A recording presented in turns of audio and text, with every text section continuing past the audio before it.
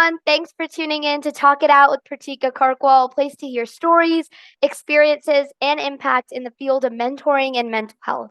These two are one of the most important causes for today's youth. I'm your host, Pratika Karkwal, a current high schooler who is a passionate advocate for these causes and is here to provide you with a place to hear and learn from the inspiring experiences of our guests. We have here with us today Brittany Heater, Director of Development at Mentor, a nonprofit with a vision to fuel the quality and quantity of mentoring relationships for America's young people and to close the mentoring gap for the 1 in 3 youth growing up without this critical support. Brittany's quite an incredible person with her own inspirational story to share with us. So, Brittany, thank you so much for joining us today. We're excited to have an interesting discussion with you. So, to start off, I know some of your experiences with mental health, but would you like to share your mental health experiences with our listeners? Yeah, absolutely. I'm super excited to be here and have this conversation. So thank you for inviting me and letting me be a part of this conversation. Sharing my experiences and talking about mental health has honestly become something I really love doing because relating to other people is just an important aspect of our humanity and our growth. And we can't do that if we don't talk about things. So when I was growing up, on paper, I was succeeding in school. I looked like I was doing all the things I was supposed to be doing. I was an athlete. I got straight A's, but I wasn't doing any of those things because my mental health was good. I was actually really struggling with anxiety and depression the entire time. I was heavily self-medicating, participating in really destructive behaviors. So on the outside, I looked fine, but what I was doing was not sustainable, and it definitely wasn't healthy. And my mental health got to the point where it was affecting every part of my life, but I avoided telling people I was struggling because I thought, there was something wrong with me. And I just constantly had this feeling of otherness because it wasn't easy. And actually, one memory that really stands out is this one time I was having lunch with a group of people who I adored and wanted to be friends with. And I was sitting at the table, and everyone around me is laughing and enjoying themselves. But I was directing all my mental energy to, am I making enough eye contact? Have I asked enough questions? Am I talking too much? Not enough? And it was just so exhausting that I stopped and I thought to myself, it can't be this hard for everyone. And why is it so hard for me became this question I really struggled with because I love connecting with people. I mean, I have built my entire career on cultivating relationships and connecting with people. So I couldn't understand why something I really truly wanted was so difficult for me to participate in. And then I get to college and I start therapy. And then I was diagnosed with ADHD and autism. Suddenly, a lot of things make sense. Teenage me would never have been able to envision the life I'm currently living. And the journey was messy and definitely not linear. And there were a lot of times during the process when I was so angry and bitter because I'd ask myself, what would I have been capable of doing? How much joy and happiness could I have experienced if I'd known all these things earlier in life? Sometimes I still find myself struggling with that, which is why I now direct that energy to sharing my experiences and having conversations, even when they're uncomfortable or personal. It's exactly why I absolutely love what you're doing with this podcast, because it's important. It's an important conversation, and it really does make a difference. Yeah, thank you. I love what you said, how we can't progress until we talk about these things, because that's just so important. If we don't talk it out, then we really won't understand the root cause. And, what you talked about is definitely what a lot of youth can relate with, right? We want to please people. We want to be like this perfect person in front of everyone else. And that's just so relatable as a youth because, it's just human nature, right? We want to belong. We want to be the most popular kid. We want to fit in with everyone. But then what you said is right. That can be very exhausting. And I think that's so you're still able to do that today. You know, your career is all about cultivating those connections, and to do that, you don't have to exhaust yourself. And you know, Mhm. that's just wonderful what you learned, you know, with your experiences in life. And your journey doesn't have to be linear, right? And what you shared about later, you were diagnosed with ADHD and autism. You were still able to be so capable when it came. You talked about your athletics, your straight A's. So you know, your mental health doesn't really, you know, make you a bad person. It's really important. That's why to talk about these things, because it doesn't take away your capabilities, right? It's just all about being aware of those things and then taking action. And that's exactly what you did, right? You learned that this is what I'm struggling with, and you did therapy, and now you're able to take your mistakes, and now you're just the wonderful person you are today. Well, thank you. I appreciate that. But yeah, no, it is really important because we can expect that mental health or struggling with mental health looks a certain way, but realizing that it doesn't just look one specific Mhm. way, and everyone is going through something, everyone is struggling with something, and we all might cope with that in a different way.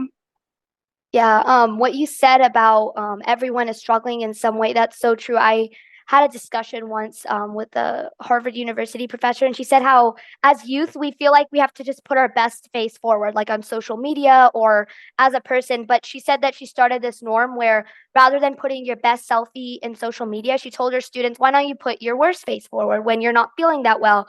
Or maybe you're just, you know, not wearing your best clothes, just really relax. And so I think it's important for us to understand that you can just be yourself and just continue to let your individuality show. And that's exactly what you did. So thank you for sharing that. And then kind of on that note, right, in the past few years, there's been a lot of advances and strides as a society when it comes to mental health awareness, right? We've seen that in the past few years, but there's still a lot of improvement that we still need as a society. So what were those stigmas around these mental health issues that you had to face, and how did you learn to stay mentally resilient, keep your strong sense of belonging and identity, and succeed career wise as a director of a national organization? Well, let's see. I think the biggest issue for me was that no one knew to test me. Um, the right language didn't even really exist yet. At the time, ADHD was only talked about as a behavioral disorder. And the defining characteristic was hyperactivity, which I didn't really have. I mean, even now, we still call it attention deficit disorder, despite it actually being a processing disorder where the brain doesn't have enough transfer proteins to provide your prefrontal cortex with the right amount of dopamine Yeah. it needs for your executive function. So, like working memory, object permanence, task initiation, a lot of things that kids get in trouble for in school. And I think the lack of understanding around things like that is a huge cause of the issues we have been facing, and the issues and stigmas that we continue to face that we're still dealing with. It's why I still hear this super unhelpful piece of advice, and I heard it all the time growing up. Oh, you just have to work harder. Oh, you just need to develop a stronger work ethic. You just have to do it. But doing all of those things require dopamine, and you can't just tell your brain to produce Yeah. dopamine. You have to trigger its production through behavior. Um, that's why self-medicating is so common in people with mental health issues. So therapy and coping mechanisms are the difference between having healthy options for increasing that production or only having unhealthy or socially unacceptable behaviors to produce it. And that difference is exactly what transformed how I lived my life. And it took finding a great therapist, putting in a lot of work to learn and adjust behaviors through adopting coping mechanisms. It was a lot of trial and error. It was building systems that worked with the way my brain functions instead of just participating in systems that were actually making my life harder, but I just didn't know that there were other options. And once I made that change, the impact on my life has been so visible. I went from being a mediocre fundraiser. I mean, I was fine at it, but it moved me to being a very successful fundraiser and becoming the director of development for a national organization before I was 30. And sometimes I still struggle. There's really no arriving when it comes to working on your mental health. It's always going to be a process, but the difference is now that I have the right tools to deal with it. And when I need support, I reach out. When I'm struggling, I talk about it now. And that openness and honesty have made a huge impact, not just on my life, but on others who then feel seen and validated because they can relate to what I'm experiencing. I love what you said. That's a wonderful catchphrase. There's no arriving, it's a process, right? What you just said is, a lot of the stigma is you just have to work harder. People think that, it's something that you can just snap your fingers and just it happens, right? But it's easier said than done. And what you said, you've put in a lot of time, you've put in a lot of effort, you've introspected and said, okay, this is what's happening and this is what I need to do. That's why it's a process, right? No one's mental health is 100% perfect their whole life. It's something that you have to continue to work on as you focus on yourself. You have to, that's why you said, right? So common for people, youth or, older people to self medicate because people don't know that, mental health, it's not just something you have to work harder for. It's also something you have to first identify and then you have to focus on the right tools. And then, as you said, therapy, coping mechanisms, talking it out. I think that that's one of the most important things, finding someone you can trust and just getting those emotions out. And sometimes just keeping it in there is just so hard to do, right? Especially as youth, if you don't talk it with someone, you just feel like it's all bottled in because, we have academic pressures or if we have so much social pressures. And if we just keep it in, it's not going to get any better, right? Right. Yeah, Mm, absolutely. Yeah, I had a therapist one time that always used to talk about it mm, as we can suppress those emotions and pretend mm. like they don't exist, but it's not like that gets rid of them. They're just going to show up in other ways in your life. Yeah, that's not like the long-term solution. Like it's not sustainable to keep it in. At the end, you do have to, it's only gonna get better if you just get it out. So just kind of adding on, Brittany, you are a current foster and adoptive parent who is trained in working with youth with trauma, and you've had personal experience with working with foster. So we'd love to hear your story and how you got involved with the foster care system. Yeah. Yeah, foster youth is something a very dear place in my heart. But there were two main things that really motivated me to explore foster and adoption. The first is directly related to my own mental health, actually, and my history of depression. So, postpartum depression is an incredibly common occurrence. Not that it gets talked about. And then there are certainly not enough resources and supports for women who experience it. And so knowing that about myself as someone who had severely struggled with depression the majority of their life, I just wasn't willing to take that chance. I knew the probability of me experiencing that was very, very high. And the second was I just couldn't justify bringing another human into this world just to have a kid or just to tick that box off when there are already thousands of kids who need loving and supportive homes. So those two things working together really, really gave me the idea and started something that I had thought about for years and years. But the point where it became real was the first time I looked online at Adopt US Kids and I saw the photos and I read stories and watched videos of kids currently in foster care that needed placement. It took that one time for me to know without a doubt that that was the route I was going to take. And when I was in a good place, I was stable, had a great job, owned a house, and I was ready to do so. Reached out to youth Mhm. villages, and then the rest is history. And it has just been one of the most rewarding experiences of my life, but also incredibly healing. Yeah, I love what you said. It is, I actually got the opportunity to meet with youth villages as well. And the work that they're doing and the work that you're doing, people who are being involved in that foster care system. That's just so inspiring. And then, you talked about, you just said the power of stories. Hearing the story of youth who need that support is so impactful. And what you said about there's youth out there who need support, and, wonderful people like you are taking that task and doing it. That's so wonderful. I read an article a few days ago. It was by the Brookings Institution, and it talked about the emotional condition of children in foster care before entering care, right? A lot of them have sometimes experienced trauma.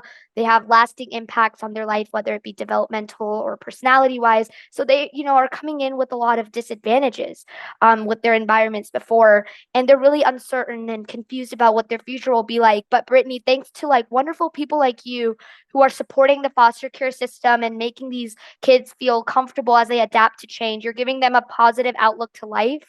And that's just a wonderful, good you're doing for the world. So thank you so much, because it's so inspiring to hear that. Well, thank you. I appreciate you saying that. But I will definitely say it has benefited me probably just as much as it has benefited the kids that have been in my home. Yeah, I think a lot of the times, there's a lot that it's kind of, you're working with them and you're getting to see them grow up, and that's just a wonderful experience that you're getting to see. So, to kind of tie things together and connect them, I know you talked a little bit about how you made, foster care your purpose. And so, did your own mental health experiences, positively affecting you as an adult, encourage you to be a foster care parent? Like, did your mental health, encourage you to be that support for the youth? Yeah, I definitely think it did. My main support system Mm, growing up was a group of people that were not blood related to me, mhm, but I absolutely considered them family. And more often than not, I was spending more time at my friends' houses than my own. And found family has just played such an important role in my life, and it still does. I've just never considered sharing blood as the thing that makes someone family. And I've always believed it's who you show up for. And now, my kid, who you would absolutely never know is not my biological child. She's 12 now, and she's been with me since she was 8. She is a small carbon copy of me. It's crazy, but she also has ADHD. And so it has been incredibly healing and sometimes fun and just amazing to provide her with the support and tools that I really needed growing up, mhm. but didn't have access to or didn't know about. Um, it's made me into such a passionate advocate for fostering and just for supporting young people in general. I mean, it's how I ended up at Mentor, because we absolutely need to be responding to and meeting critical needs, which I Mm, came from working in affordable housing. But at some point, we have to change the system mhm. creating those critical needs. And we have to build a better and more supportive environment for young people so that they can thrive and they're not having to start with and deal with all of these disadvantages. Yeah, what you said, family is, it's not always biological relationships. It's those relationships you create when you're just supporting them. And what you talked about is that, a lot of people are willing to help you at your best times, but you're doing the work of helping people foster care children who are perhaps, in times where they're facing trauma, or maybe they're suffering from something. And that's the true essence of a mentor. You're being a wonderful mentor and wonderful family to these youth. You're supporting them in their tough times, and that's just so great. I think there's a quote by Oprah Winfrey, right? A mentor is someone who lets you see the hope within yourself, and that's exactly what you're doing. You talked about how it's also healing for you in this process, right? Seeing that your foster kid, seeing how she's like reflection of you, giving her the tools and resources that you needed perhaps when you were in that age. And that's I can only imagine how healing that must be, right? Seeing like a reflection of yourself in a younger age and just living with that is wonderful, right? It's just so healing. I can see Yeah, that. it really has been. And even in surprising ways, Mm. now we'll be doing things. And it really has just been one of the most incredible experiences. Yeah, I'm sure.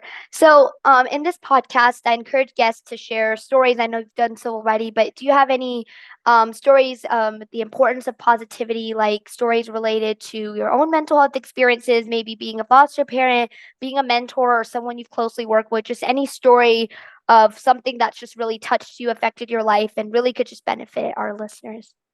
Yeah. Um, so part of the mental health journey is unlearning your own internal biases. Like I struggled the most with the autism Mm, diagnosis because there is a lot of stigma and lack of understanding around what autism is and can be and can look like. Sometimes I was afraid that I was an imposter and they were wrong about it. Sometimes I was terrified of how it would change people's view of me, change what they thought I was capable of doing. I worked with my therapist for quite some time before I ever told anyone.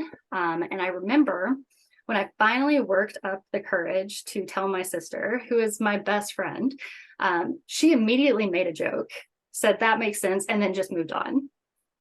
She didn't say I'm sorry, didn't try to console me, didn't try to like give some like, wise wisdom support or anything. She just teased me like siblings do, like she's always done. It's and she didn't even have to think about accepting and embracing this part of me. And because she brought this, casualty to it, the way that our relationship works, I suddenly was able to accept this part of myself and let go of the shame I was holding on to because I was embracing it with joy and laughter, instead of silence. And that moment was a huge turning point for me in my mental health. I started to realize how much better I viewed myself after that. Having this understanding of mhm. myself and how I operate removed that feeling of otherness and wrongness I so often struggled with. I stopped judging myself and my behaviors so harshly. I started to give myself more grace. At one point, I realized that what had shifted after that experience with my sister was I was allowing myself to just exist and take up space without feeling like I needed to earn those things. And that just completely transformed my life, my work, my success, my relationships, transformed my happiness. It was just so incredible the impact it made. And it was so simple for her. Yeah, sometimes, just those little incidents that just end up being like life changing for us, right? Your sister associated with casuality, right? You're not any different. You're still wonderfully capable and what you said about that allowed you to embrace what you had with joy and laughter. That's just so wonderful. I know you shared how, growing up you had a lot of pressures, whether it be socially, like I have to fit in with everyone else, but after that like life-changing incident where your sister's like, oh, it's not a big deal. It's not bad, to be different. You're okay. And then that just that little thing, just that gesture just changed how you looked at yourself, right? I'm Yeah. sure that was quite a big change, right? Like before that you must have been very um I guess reserved about it, but then after that, is that really where you're like, okay, I'm gonna have open conversations. It's not a place to, hold it in. Is that after that incident? Yeah, it definitely, that Mm, was the big change. I had come to accept the ADHD, because I had gotten that diagnosis first and mhm. we worked through things. And eventually my therapist and my psychiatrist was like, we'd like you to do one more test. We just want to, test. We'll see. And that's when I got the autism diagnosis. And because I really did struggle with that. And that was a lot of just my own internal feelings, and projecting them on others. And so her response to that, it made me want to give that experience to other Mm. people. So is that like one of what inspired you kind of to continue in this foster care as well, right? Being that kind of being your sister to the kids in the foster care, right? Just letting people know, hey, you can embrace yourself the way you are, right? Yeah, absolutely. And I've found that I do it at work too. It really has become part of all of the relationships that I build in life. Yeah, that's wonderful. And I liked how you're really, working against this stigma because, a lot of the time there is a lack of understanding surrounding it. But a lot of the things that you've done, using the right tools, talking it out with the right people, that truly has shaped your life story. And you're continuing to do that for the kids in the foster care. So that's wonderful, Brittany. So to wrap things up, we're going to end with some final words of wisdom for our listeners. So, in a quick 2 to 3 sentences, maybe a bit more, what would you like to leave our listeners with as they move on with their days? I would say the entire system we exist in is made up, but that means it's changeable. So don't let the world make you believe that these problems are too big to solve, because something is better than nothing, right? One step is still movement. We just have to be brave enough to hope and to dream of all the possibilities and keep to that. I love that, right? The system is made up. That's so revolutionary, right? If you believe you can do it, then you can do it. There's so many possibilities. Keep dreaming. And if you believe your problem can be solved, then no one can stop you from doing that. Thank you so much, Brittany. That was wonderful. I love that. So So that wraps up today's very insightful session with Brittany Heater from the Mentor Organization. Brittany, your journey with mental health and the foster care system has been so inspiring for us to listen. We're so grateful for you giving your time to us today. Thank you so much. For our listeners, have a great rest of your day. Don't forget to subscribe to Talk It Out with Pratika Karkwal for more content like this. And please feel free to share your topic requests. I'd love to hear from you all and what you want to hear. And we'll see you next time. Thank you so much, Brittany, once again. Thank you. Thanks for having me. I had a great time. Thank you so much. Bye.